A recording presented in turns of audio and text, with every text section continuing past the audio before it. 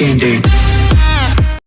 Welcome into another episode of Chiefs Focus Live. Tonight we got a busy show. We're going to talk about the family reunion and bringing back Frank Clark potentially, McCole Hardman definitely, and Charles Omenihu who is off his suspension. We're going to talk about the upcoming game, Chiefs-Chargers, believe it or not, and score predictions. My name is Quentin Morris. Thiz is running our show, and now two guys that used to be my friends but have now transitioned into coworkers. It's JP and Caleb. How's it going, gentlemen? What's up, big dog? I'm pretty good, Quentin. Good to see you guys. You guys doing all right? Oh yeah. As much as best as to be expected at this point, but yeah, that's fair. Yeah, I'm doing as well as McCole Hardman was in practice today, who was reportedly as happy as anybody he has ever seen in practice. Quentin. I'll give you your props. You were right. I still am the way I feel beforehand when we talked on Tuesday as shrug emoji. That's sort of the way I feel about it.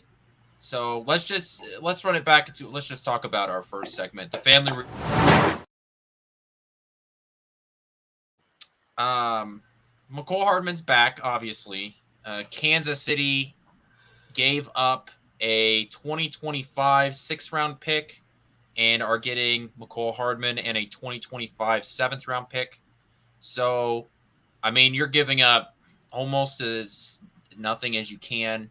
Kansas City isn't paying the salary. It was a one-year deal out in New York, so the jet has landed back in Kansas City. Look, yes. I think this is more an indictment in what Kansas City, Brett Veach and company think about the wide receivers here in Kansas City. I don't want to say that someone like a Sky Moore is a bust because I think it's still too soon. But the fact that he's struggled to produce while he's on the field, the fact that MVS is just running the track while he's out there, and not being able to produce, and that, Kadarius Toney, who has averaged 2.2 yards average depth of target this year, it shows that McCole Hardman coming back, the Chiefs really feel like this is what an easy solution is to try and improve the offense. Can I say something really quick? Sure, shoot. Okay. This is not just the Chiefs believing this is an easy solution. This is bringing back a guy that knows the system and that can open the system up for these other players that haven't been able to get separation. There's a couple of guys that haven't helped a whole lot with first of all, Kelsey was out the first game, wasn't very productive in the second game, but it's been kind of a problem with separation. That's where the biggest problem has come in at. I think this is an all-around good move because he's going to allow other guys to get open. That's what's going to happen. I'm just telling you, people know what he did before. He had a great rookie season. Do you realize last year, let's just talk about this really quick. Last year, he had 297 yards and 4 touchdowns, and he only played in 8 games. And he barely played in those 8 games. So he's a 500-yard receiver? No, he's probably a little more than that, but I'm just saying. So he's a 600-yard receiver? Maybe. Isn't that what Kansas City already has and some of the guys already in the room? Yeah, it's just so funny to me that Kansas City Chiefs fans couldn't wait for McCole Hardman to get out the door because they were calling him a bust. They said that, he wasn't worth the second-round pick and that he wasn't, let's be honest. He was, injury prone, works, whatever. We're turning over a new leaf. And now he's been gone for 6 months. And Kansas City Chiefs fans are picking up the phone to call their ex because they realize that some of the relationship they've been in are uncomfortable and they're not sure what to go from there. So they want to turn back to something a little familiar. That's the way I see it. At least that's the way some Chiefs fans, looking into it, that's the way a lot of people are feeling. The only way I'm going to think this is a good move if he just balls out, which I don't think will happen at all. We already know what we've seen from McCole. At times, it seemed like he was immature, couldn't produce on the field. At many times, especially when we needed him. Yes, this last season, things were kind of displayed for him or scripted so he could possibly be a trade partner. But really, nothing has changed. This is really just kind of, if you have like a stat of just a terrible, terrible wound and it's gushing blood, it seems like they're just putting a bandage on it. I think he's a good player, but we need someone else. I like McCole, but I don't see what he can really do. It's kind of like having Sammy Watkins towards the end of the career when he just wasn't doing much with KC. I just don't know if if we talk about what the problem is in Kansas City, I think the easiest way to describe it is that we don't have an outside receiver. We have a conglomerate of slot receivers and guys that can sort of attack that 5 to 10, off the ball, middle of the field stuff, right? That's what Kadarius Toney is. That's what Rashee Rice is being used as. That's what Sky Moore, at least that was the thought what Sky Moore was going to be, was that middle of the field slot receiver. And go ahead. And MVS has been out there running running in a straight line, and that's about it. So bringing back McCole Hardman aren't you just bringing back something you already have? I don't want it to seem like I'm just attacking McCole Hardman, because I do think that it's what it seems like too. Hold on. I don't want it to sound like I'm attacking McCole Hardman, because I do think McCole Hardman is a valuable piece in the NFL, and there are a ton of teams that could use McCole Hardman. It's just, what does he do for Kansas City when we already have that guy in the system? Thank you. Let me answer one. Okay. Go ahead, Caleb. And then All I'll I answer my want to say question. is Brett Veach has whiffed on not Rashee Rice, I don't think, but McCole Hardman, Sky Moore has, and then also a couple other receivers he has whiffed on the draft. Yes, they have proven at times, but look, we expect them to be some producers. Sky Moore hasn't done much. McCole Hardman, I mean, there are flashes, but it seemed like he would want to get more on the Twitter and things than that. So I don't know. Go ahead, JP. Okay. Rashee Rice is an outside receiver. Yeah, he's a different. But here's the issue. No, what I'm saying is, Quentin was saying all we have is a bunch of inside slot receivers, and that's what they're using Rashee Rice for. Well, absolutely. But right now, you bring McCole in that's fast, knows the system, and can help Rashee Rice move to the outside and do what he does best. That's going to only help us. It's not going to hurt us. If that's the plan, then I'm all on board for it. I love what this says. For the price, I cannot complain, but I can't get excited about it. That's exactly where I stand. I don't care that they went out and threw a 6th-round pick at a guy that maybe could be able to come into the locker room, for a guy that knows the system. I listened to his press conference today, and one of the things he said was, all that's changed is a couple of verbiage in the system, but other than that, I'm here and I got this. That's fantastic. I mean, the fact that you can come in here, I think he's going to be able to get on the field on Sunday. So I think that, if this is the move you're going to make, that's fine. I don't hate it. McCole Hardman being back, I don't hate it.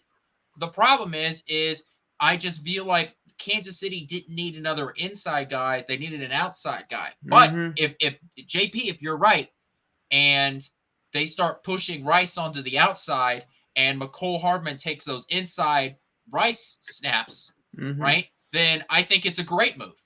But, we'll wait and see. To me, that just means that they think Rice took that next step. And if that's true, then I think this is great for Kansas City moving forward. I just don't want Chiefs fans who wanted to kick McCole Hardman out and, now want to pick up the phone and call their ex because they didn't delete the number to say, hey, babe, come be my savior again. I just don't think that's the expectations. Dude, that's just the Chiefs fan mentality. They trash a player when they're here. They did it to Frank Clark. They trashed him for 4 straight years. And then when he's gone, God, I miss Frank. Hold on, wait, I got to delete the other 74,000 tweets that I put out saying how much he's trash and I hate him.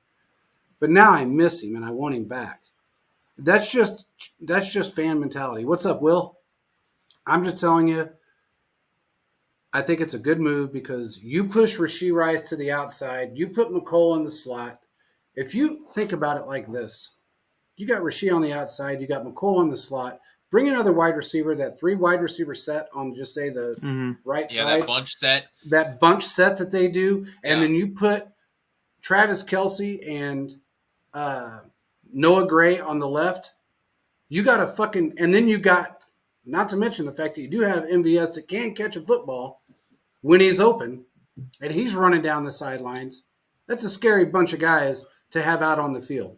And I'll repeat what I said on Tuesday and what I've been talking about for the last couple of weeks before we move on, is that really this comes down to two players. It comes down to what Kansas City thinks of Sky Moore and what Kansas City thinks about Kadarius Toney. Yeah.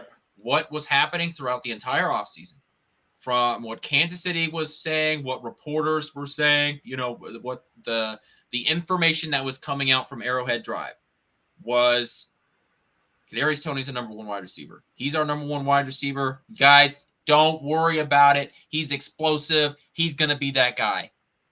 Well, that guy is averaging less than 2.2 yards per reception up to this point. And he just hasn't been able to get onto the field and be productive. Now, he's played in every game, but there have been weeks where he literally has 2 catches. Okay. Yeah. So, to me, if the plan is put Rice on the outside, Toney becomes more productive on the outside, McCole in the slot, and Travis Kelce does his thing, then this offense takes that next step, and it may jump up a few steps, okay? Yeah. I'm 100% on board with that level. To me, the addition of McCole Hardman really has nothing to do with McCole Hardman to me. It's what does it mean about the other guys in the room? So, and only time will tell with that. Well, and that's the thing. And I don't, there's some dumbass radio guy that said, oh, I heard a rumor that we're going after Hollywood Brown. He put that out today. That is not true. We're not going after Hollywood Brown. Why not? Okay, Caleb. He's better than Mahole. Okay, but that's not the point. Here's the point. We have a bunch of guys in our system. I know, but listen. Okay, but mediocrity is not going to – okay, go ahead. I'll let you talk. No, all I'm saying is this. Why go out and get another guy that doesn't know the system? We have the most complex offense in the NFL. We have guys that have been in the system for 2 years that still are having trouble understanding the system, going out and doing the things that we did in the past. So you want to go out, or not you, but fans want to go out and bring in Hollywood Brown. They want to bring, because he's fast. McCole's fast. They want to bring in D-Hop. They want to bring in this guy, that guy. There's 2 things. One, it's going to take them just as long to figure out the system as it will the guys that we have on the field right now. And it's not going to do us a damn bit of good week 7. But then number 2, it's really hard to teach an old dog new tricks. And when you got a guy that's 6, 7 years in the league and has played in the same style of system for 6, 7, 8, 9 years, to teach him to play not only with Andy Reid's system, but then with the most unorthodox quarterback that's probably ever played the game of football, that's going to be very difficult to do with an old dog or a guy that's never been in the system. Their point and their whole mission behind bringing McCole in is to get someone that knows the system. Toney did really well last year when McCole was on the field. I don't know if you guys remember that, but Toney did really well.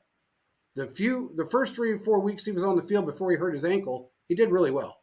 He was catching deep passes. He was open all the time. He was making cuts. He was doing great moves. We don't have that in our system right now because you got your outside receiver playing the slot. You got Sky Moore that's playing the slot. You're putting Toney in positions that and those guys aren't helping open up Toney on the outside. So if you bring in a guy like McCole, he's on the outside on one side. You got Toney on the outside on the other. You got McCole and Sky Moore running the slot. And then if you got Noah Gray and Travis Kelce out on the field at the same time, who are they going to cover? All that's going to do is open up the field. That's all it's doing to me. I don't think it's a slight on anybody. I think it's a matter of let's put they've looked at 6 games and went, okay, wait. These guys don't play these positions very well with who they have on the field right now. They knew that going into that, though. That's the issue. They didn't prepare. They've been prepared. I don't know if it's not being prepared. It's different from going into training camp and a few preseason games playing against 3s and 4s we all versus said on 1s. here, at least I said on here, KT is not a number one receiver. I remember saying that when that report came out. I think they can do things, but the issue I'm seeing is this. You have to bring in someone that can help expand things. Now, maybe McColl is doing that, but you're making him sound like he's going to be like a 600-700-yard receiver. No, and I I've don't seen think McColl playing for the last 5 years of Kansas City. There were some great moments, and there's some over moments where it's like, dude, what are you doing? So I get that. hopefully they can figure it out. But I'm just telling you, at this point, sometimes the complexity off isn't worth it if you can get someone that can be a game changer. A game changer. And I don't see McColl as a game changer. I think he's a game changer in the sense that he's going to help everybody else succeed.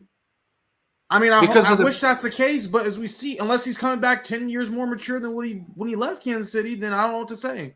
Yeah, It we'll seemed have like to things see. were not there. Things Yeah. were not there. So Yeah, well, and hopefully he did. Maybe that was a wake-up call with the Jets. he Maybe only it got was. one catch. Well, that was a bit of Aaron Rodgers bullshit too. I mean, it really was. Well, Aaron Rodgers that was some only Aaron played Rodgers. for three Yeah, and Aaron plays, but Rodgers yeah. said, "I want him to be a 3 or a 4 now." And then they didn't have enough balls to put him out on the field with Zach Wilson. Is really what it boiled down to. Because Aaron Well- said what it all boils down to, from what I've heard from insiders, they have said he didn't like McColl as a person. He didn't like him. Well, So people don't like Aaron Rodgers for things he's do. So exactly. Guess So we could pick to straws me, there. I think that's bullshit. But regardless, I think it's a good move Mhm. in the sense that if it opens up the field for everyone else and it allows them to create separation and put them in the positions they belong in, that's a good thing. That's all I'm saying. You put Rashee Rice on the outside and you put Tony on the other side, on the outside, and you've got a very fast 2 slot receivers. Mhm. Sky Moore's not the slowest. And then you got the Jet on the inside. I'm Mhm. sorry, but it's going to open I up need the to field. see it. I've seen him for 5 years. I have to see him be If consistent. they come for more if than they 3 score games. 36 points this Sunday, if they score 30 to 36 points this Sunday, I want somebody to buy me some Gates barbecue sauce and ship it to my house. That's all I'm saying. That's all I'm saying because I'm out. I'm But they bone can out of Gates barbecue sauce. All right. We can see what we can do there for you. Well, there's no we here, okay? This is between you two. No, you're a Because- part of this. Because Yeah, you're a part of I, this too. I You're feel like chipping there's a in. real. You're I chipping see in. where JP's coming from, but I think now we're just running in circles. So I want to move on to Frank Clark, I love who Frank. is not on the team yet. He did come into Kansas City for a physical, as he got cut from the Broncos. So I think we all, I think we can go through this part of this segment pretty quickly because I think we're all on the same page. Frank Clark coming back is not a bad thing. Chiefs Not at have $3 million in cap space. As long as Clark understands that he is no longer a starter on this team and that he is an effective rotational piece on this defensive line, we can all realize the value of having that guy on this team again. Is that where we all stand? I Yes. agree. Okay. Here's the thing. I will tell you what I heard today is that the physical went well and they were having conversations about his role.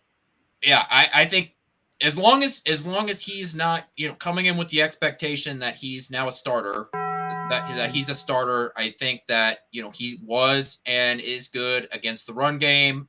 He's like 2 sacks away from the all-time playoff sack record, and getting another guy, on this defensive line is good. To me, honestly, if you remember, Kansas City signed that guy from the Steelers, Mm-hmm. Ingram, when they Yeah. picked him up. 6th-round pick. Yep. Exactly, right? To me, this is the exact same move, except a guy that's been on your roster beforehand. I would, if it He's happens, better, though. He's a better player. yeah. Well, I don't mean player to player, it's the same, but I mean the move is the same. Mm-hmm. Yeah. It's bring in a veteran pass rusher, like when Kansas City brought in Terrell Suggs, right? This is the same equivalent of move. Good move. We can all move on. Yeah. I will say this about that. FAU, and I don't know if you guys noticed, but his playtime kind of diminished over the last few weeks, and it wasn't because of injury. It was more or less the fact that he wasn't playing up to what he started off as, and from what I understand, they want Frank to help with that, and I think that's another reason why they're bringing him in. He was a very good mentor for Karlaftis, and he's going to be a very good mentor for FAU. That's all I have to say. I'm glad from what I understand, if everything goes well today with the talks, the physical, they're going to announce it tomorrow. Okay. So, and he may just be in the game on Sunday. Once again, So, we That's know possible. it wouldn't surprise me if he is. I mean, the guy's been here. He had been here Years. for a few years. So, Mhm. Charles Omenihu is Love him. getting back into the system now. With the suspension system in the NFL, you're actually able to come back to the squad 2 weeks before your suspension is officially over. So he has been practicing with the Chiefs for the last 2 weeks, but Mhm. now he can officially come back and play in a game. It'll be interesting to see a couple of things, really. One, how he's used, right? This is a guy that one of the exciting things about getting him on this team was that he was flexible. He was able to Mhm. be used as a defensive tackle and a defensive Yep. edge rusher. This is a Yes. guy that's quality in both pass and run defense. So seeing how Spags can use him, he has both pass rush moves and is just a giant human being. So how he's going to be used, it will be interesting. So let me guys know your thoughts. Obviously, getting a guy of that quality of play at any point in the season is great. He's fresh. that's what Let's I see like what he right there. does. Mhm.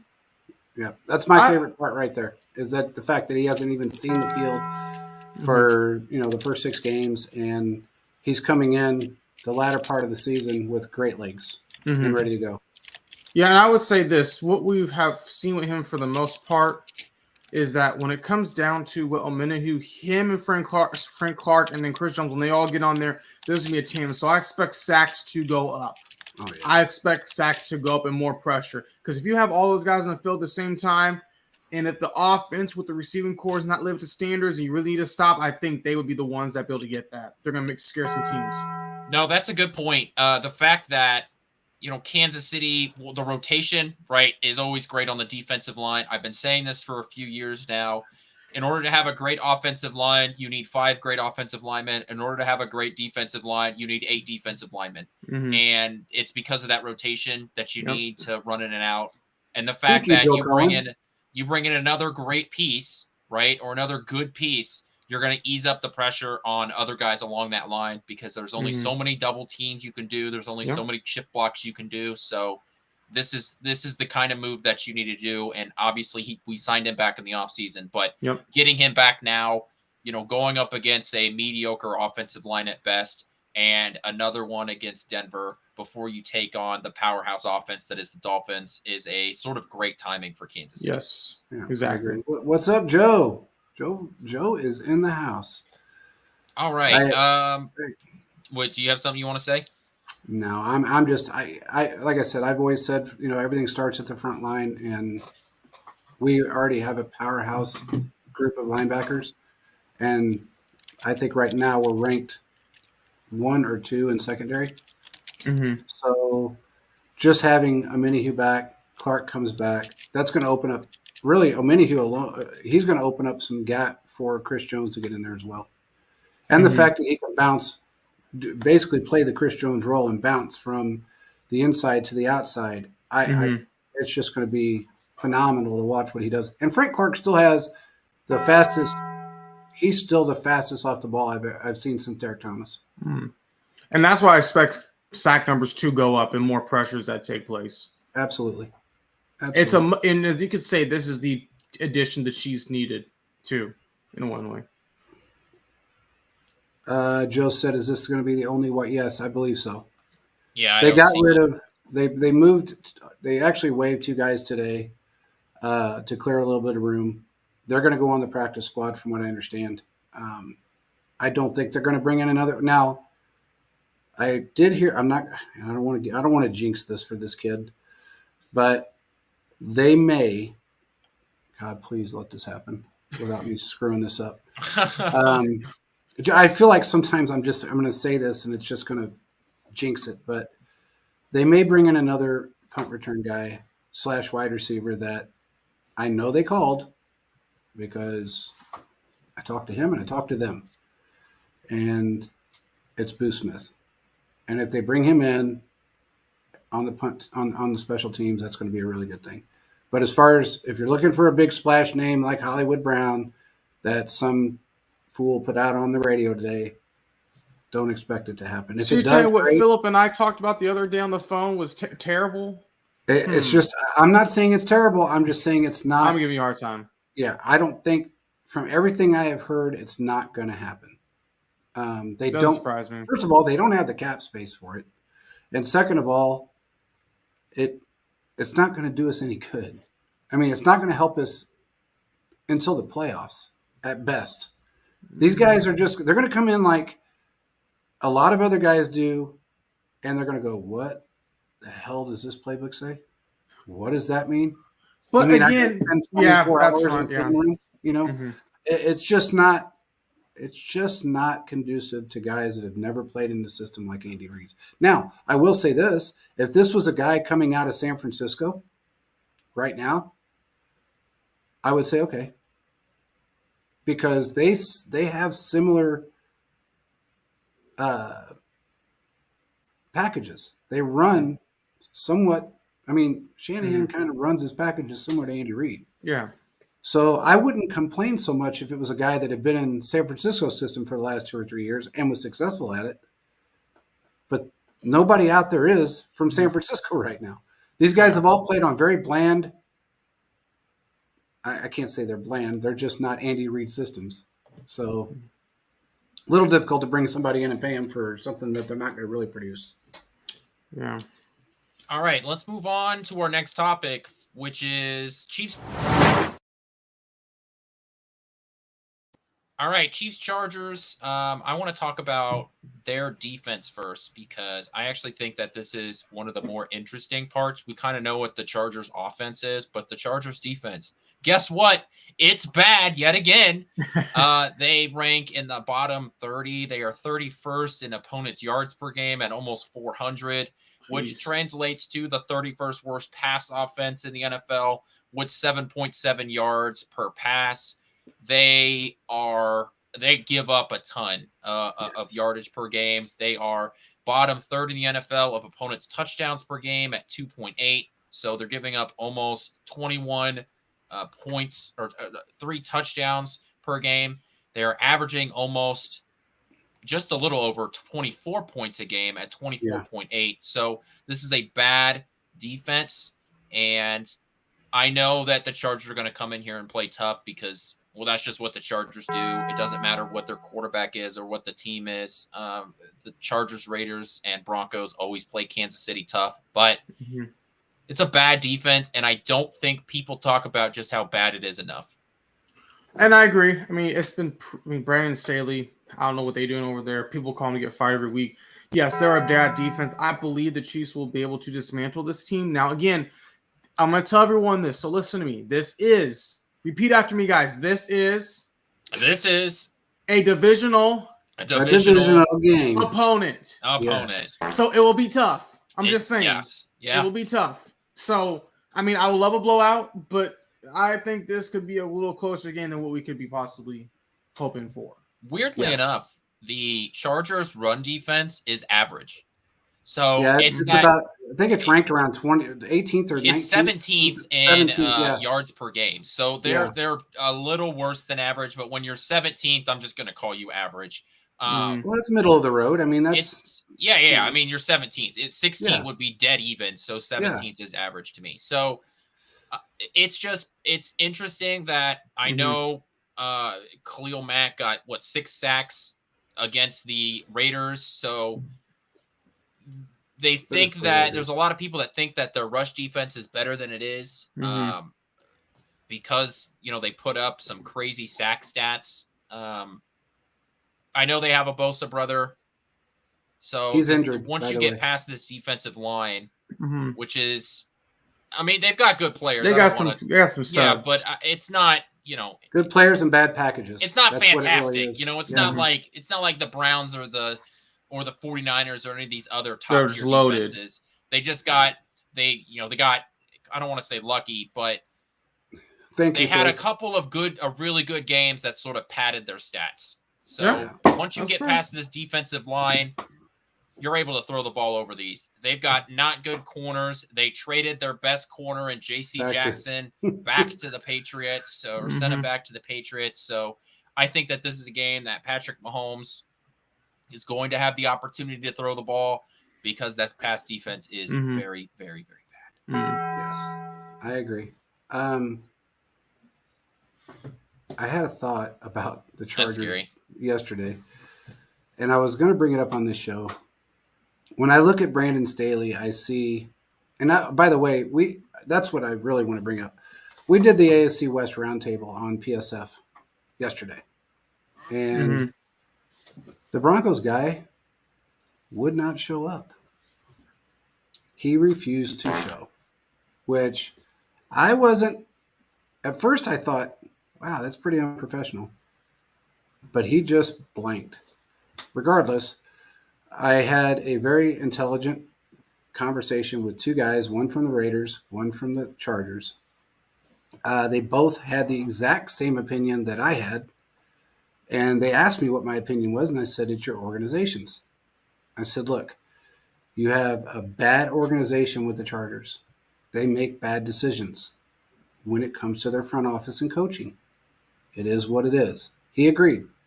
He said, I've been saying this. I wish Staley would get shot to the moon and never come back. Hopefully he doesn't have a spacesuit on when he gets shot up there. I don't know. I kind of like him. Well, you would. But anyway. I just like him because, he limits what is, a top 8 quarterback in the NFL. Which really sucks for Herbert. And I hope, I understand why he signed his contract, but I wish he would have been somewhere else. I get the fact, you got to get that first contract under your belt. But to me, I feel like it just takes away from your career. But regardless, there was a couple of plays that Keenan Allen made in this last game that were pretty phenomenal. I'm not going to say he made some bad plays because he did make some good plays. For a 31-year-old wide receiver, he looks better than any 31-year-old wide receiver out there, in my opinion. He looked really good. I don't expect him to not stay healthy. I don't expect him not to stay injury-free because he won't. It's impossible for them to allow that. And if he does get injured, they'll play him anyway. Their defense is horrid. Everybody knows that. I think Herbert is extremely frustrated right now with not only the fact that he's losing the way he's losing, but also he's a better quarterback than what his team is making him look like. It's making him look bad. His coach is making him look bad. They're just struggling. I wish he played for someone else because I like that kid. I think he's a good quarterback. Well, I think maybe he can make it in this league. Well, maybe NFC team will take a flyer on him, but what's going to come down is this. He is going to have to figure it out because he decided to sign that huge contract with them, so he's getting money. But we see with those issues is like, hey, the Chiefs are a great organization, has surrounded Mahomes. Andy Reid has some bad play calls, but he's not actively trying to lose like Brandon Staley when it comes to the 4th down on my own 32. I knew the Chiefs were serious about winning when they went for like 4th down on their own, like, what was it? It was against the Broncos when Mahomes had the left-handed pass, Chase getting away from Von Miller. Yeah. I knew they were a serious team when they decided to go for on the 4th down. It was like it was 4th and like probably 2 on like their like 39 or 40-yard line. And I'd never seen that of Andy Reid before because he's all conservative. But they picked it up and was like, this team is here to stay. And ever since then, they have made the gambles and sometimes have worked. So yeah. You have to be calculated. You can't just go for because the numbers say do it every single time. Yeah, He coaches football like he's a 7-year-old playing Madden. Exactly. Go for it. It's Madden football. Go for it. Thank you. Here's exactly one sort of weird stat is that no kicker has missed a PAT or field goal against the Chargers this year. So if Butker misses one, Caleb just jinxed him. But I didn't do anything. You jinxed him. You brought it up. Don't be coming after me. I'm coming over and find you. What's funny is that their pass defense is so bad, but their passing offense is, one of the better in the NFL. They are 6th in completion percentage. They are one of the better passing with 3 touchdowns per game. Herbert is averaging 3 passing touchdowns a game. They are averaging 5.6 yards per play, which is 8th in the NFL. They're averaging, 25.4 points per game. So we're talking about a top 10 offense in a lot of statistical categories, specifically passing offense. their run offense leaves a lot to be desired. They are below average in a lot of categories. So this is a team that is going to throw the ball a lot and can't defend against the ball. That tells me Kansas City is in for a shootout this Sunday. Yeah, I think there's a good chance. Either it's going to be a shootout or it's going to be the Chiefs are going to run over them, I feel like. So you really don't trust our secondary at all then, do you? Well, if you're throwing the ball a ton and you've got Justin Herbert and Keenan Allen, who turns into a Super Saiyan against this team, no matter who's covering him, I think that, it's going to be – there's going to be a lot of deep passes thrown because that's what Justin Herbert seems to do best. But we can get into that when we talk score predictions. But, yeah, I think the ball's going to be thrown all over the yard. He's going to start off that way, I think. I don't think he's played a secondary like ours. He hasn't played one this year that's close to ours. I'm sorry. I mean, when you have, like, the second best secondary or arguably the best secondary. Yeah, I mean, that's the way point. it is. I mean, and then we also have probably I think it's number one set of linebackers in the group in the league. So he hasn't played anybody like us yet, and he played a bad Cowboys team that beat him. I'm sorry, but the Cowboys look like shit that entire game. Dak Prescott looked terrible. I watched the entire game. He looked well. I take that back. Dak actually looked better than the rest of the football team did, but it was not a good – it was his best game. It was Dak's best game of the season. I will say that. But you're also talking about, again, playing the Chargers with a really bad secondary. But the rest of their defense looked terrible. And everybody bragged up that Cowboys defense like they were going to be the best in the league the first week because they blew somebody out. But now I think they're ranked. There's no possibility they could still be ranked in the top 5. If they are, that's a lie because they're not. Their last 3 games have not been that great when it comes to their defense. The only game record on that team right now has been Micah Parsons. So, anyway, the Chargers, I think, they have their woes. This is going to be Brandon Staley's last year. Now, here's a nice little statistic if you guys want to know. If you're looking at coaches and you're looking at their salaries, this will tell you a whole lot about the Chargers organization. Brandon Staley makes $4 million a year. $4 million a year on a 4-year contract. Now, Andy Reid makes 12. Bill Belichick makes 20. Pete Carroll makes, I think, 15. Zach Taylor makes 4 or 5. That tells you what. If you want to see why teams decline and they continue to do the same thing over and over again, as Quentin and I mentioned before, it's the definition of insanity, doing the same things over and over and over again and expecting different results. When you continue to bring in dog shit coaches, that's what they've been doing. So you can pay them $4 million a year instead of paying, the average league minimum or the average league is 8, and you're paying guys 4. Don't expect to get too much out of them because you're not. The Chargers are heading towards becoming a dysfunctional franchise. I would argue they already are. They've been one for 5 years.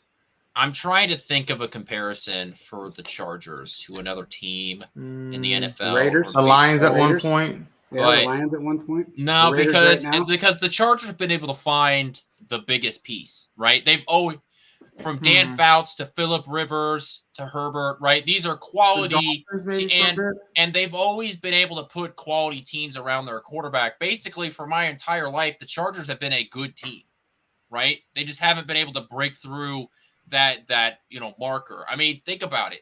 Let's just go back to the year 2000, right? So for 23 years, the Chargers have been a respectable.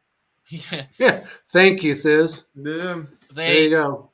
The Chargers have been a respectable team. Have they been overrated at times? Absolutely. Yep. Every year. The Chargers have been a team that haven't been pushovers, right? Dan Fouts to Phillip Rivers, who had one of the best offenses in there. See, I don't know if they're the Dallas Cowboys. Maybe that is the best comparison. But Yeah, after They're- 1995, it's really a good comparison. So, I mean- just minus the Super Bowl expectations. Except take their Super Bowl expectations from the Cowboys and just make it a playoff appearance. So it's just like shrunk down a Yeah. little bit. Exactly. It's just so weird that you have a team that's been able to find the quarterback, really 3 times in a row, right? And hasn't been able to do anything with it. Actually, it was 4 times, and they gave one of them away because he had a shoulder injury. Yeah, Drew Brees. And he ended up being a Yeah. Hall of Fame quarterback. Yeah. So it's just crazy to me.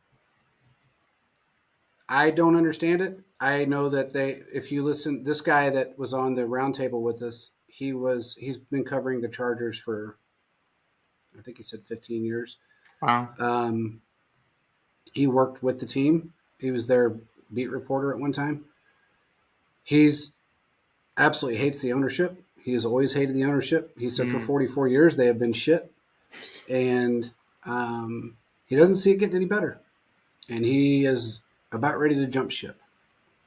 So when you got a guy that's born and raised in San Diego, when they moved to LA, he's still San Diego, founded by the Germans. Yeah, he followed the Chargers his whole life. It's when from they moved to Anchorman. LA, he still followed the Chargers, and then he's ready to jump ship. That's something to be said. There's something to be said. That is something to be said. And also, The Raiders guy said the same thing to me. He said they absolutely are a dysfunctional team, from Mark Davis all the way down. I asked him. I said, "Do you think it's Mark Davis?" Because I do. And he goes, "Well," and I said, "Can I give you my scenario?" And he goes, "Yeah." I said, "When was the last time the Raiders were good?" 2001. Yes. 2002. They've been bad my entire life. 2002 was the last year they were actually good. Now, when did Al Davis start to slip?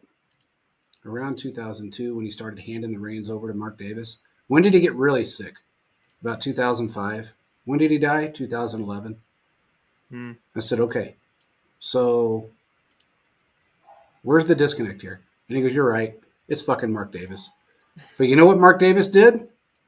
He did some weird-ass Seinfeld Elaine's dance with the WNBA team when they won their second straight championship, because he cares more about them that are, the only team, one of 2 WNBA teams in the league that are actually in the black, because every other team loses money. He's happy as can be about that. Back-to-back championships. Yeah, that's the only reason why they are.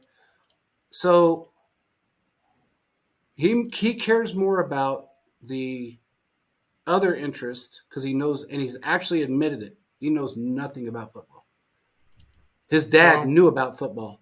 His dad was a shrewd businessman, jack off at times, try to take ownership of Lamar Hunt's building in the NFL, but he knew football. He was a coach. Mark Davis hasn't coached anything. He gets bad haircuts. Wears a bad wig. You see, I don't know. I'm going to push back on that. I don't think it's a haircut. I think it just falls out like that. That's what I'm thinking. I think it's a wig. I think it's an absolute wig. I don't think that shit's real. I think he got a really bad plug job. If anything, it's really bad plugs. That's what I think happened. Because he's cheap. So he probably went to some guy and said, hey, man, you know how to do plugs? He knows a guy who knows a guy. The guy, yep. That's around the corner. Absolutely. Yep. Down in the basement, So anyway, regardless, that's the biggest problem. He pulls his hair out because his team is so bad, and then he realizes he's pulled too much out, and then he has to leave it. Yep. He pulled the follicles completely out, and the hole's just closed up. There's nothing back. Dang, baby. It's hard. Anyway, yeah. Anyway, what's our next topic?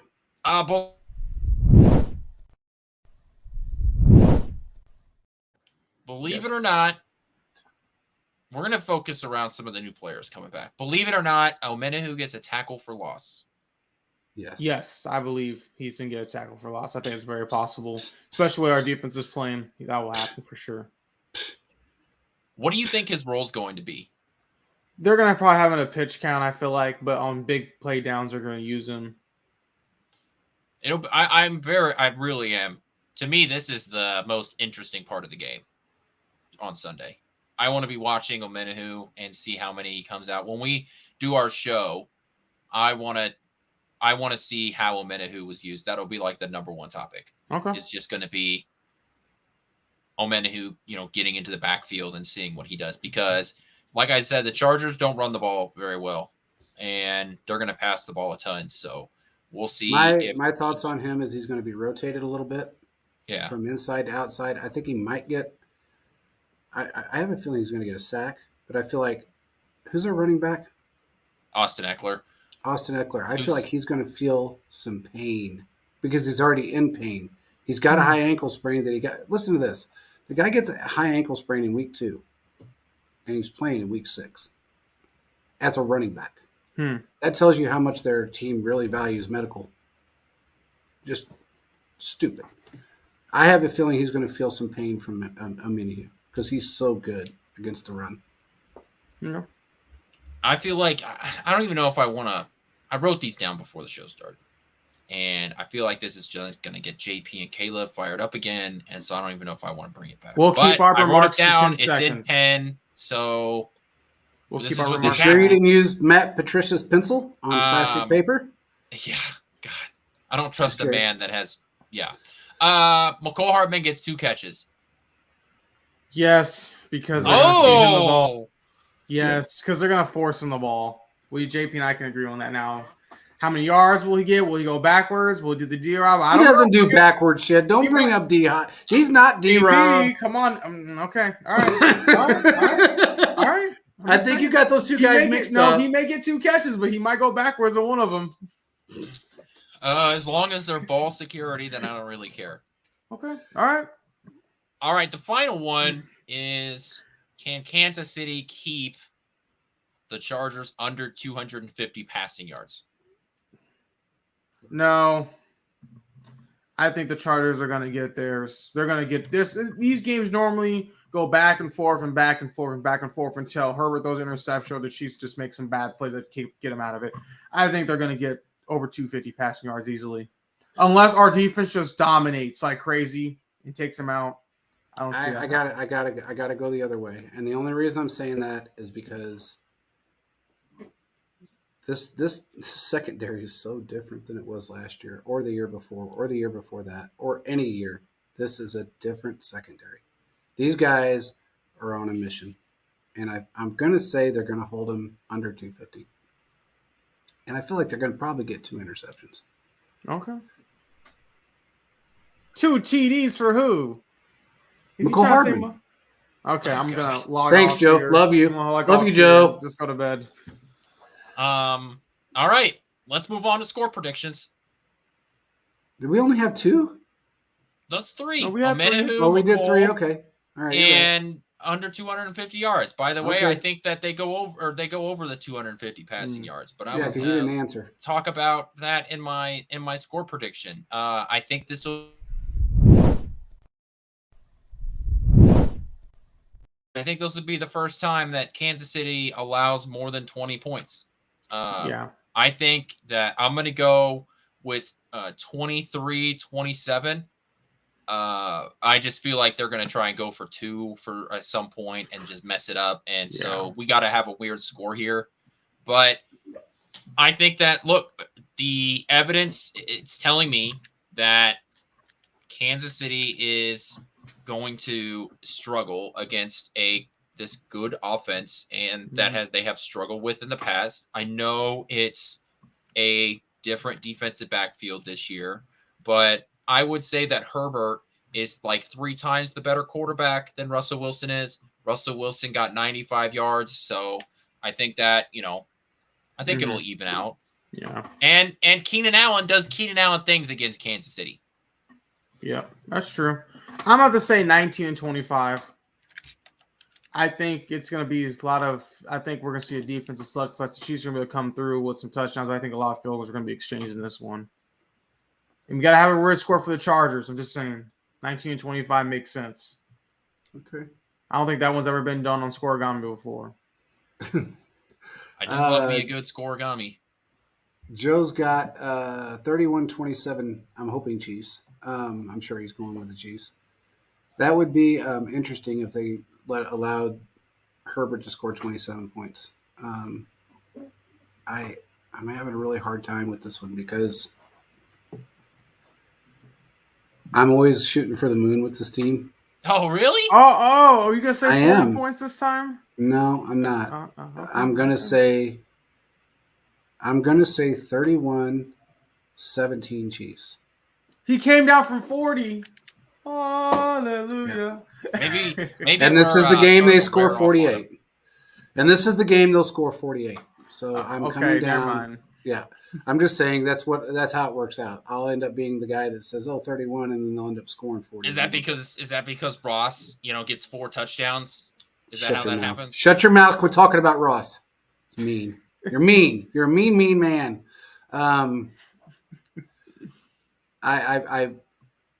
Yeah, 31-17 Chiefs. They're not going to get over. I don't think they're going to get over 20 points. I just don't. Not against the secondary. I just don't see it. They're too fired up, man.